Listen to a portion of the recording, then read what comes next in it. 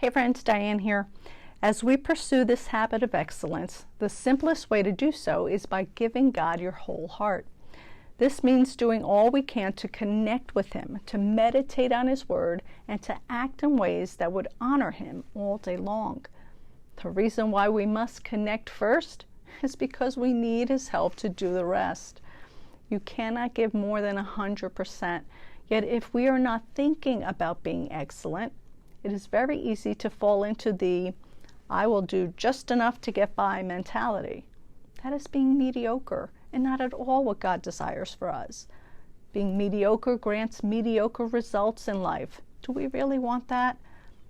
Then we must connect with God and allow Him to bring His excellence out through us. Mrs. Meyer says, it is very easy to be a mediocre person. All you have to do is make no extra effort of any kind and drift through life making no difference in the world, which will guarantee that you leave no legacy behind when you are gone. This is certainly not what God wants for His children, and I do hope it is not what we want either. If not, then we must work with God so that He can transform us into His excellent image. As we desire this to be our daily quest, Mrs. Meyer says, you will be convicted and convinced, not condemned, but convicted that there are some areas in your life where you can come up higher and just represent God in a better way. She always speaks about practical evidence of being excellent, like, for instance, putting your grocery cart away in the designated spot instead of leaving it out in the parking lot where it can potentially roll about, crashing into someone's car.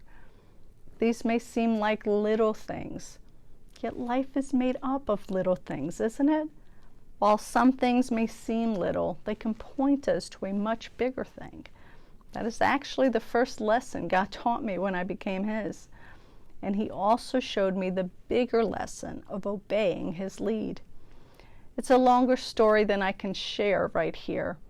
You can look at the links I left below for the whole account. But spoiler alert, the goal God wanted me to hold on to was, wherever you go in life, child, leave it cleaner because you have passed through it. When we choose to be people of excellence, that is exactly how we leave the lives of those we encounter, better off because they have met us. And if that doesn't reflect God, then I don't know what does. Let's continue with this vital habit tomorrow. See you then.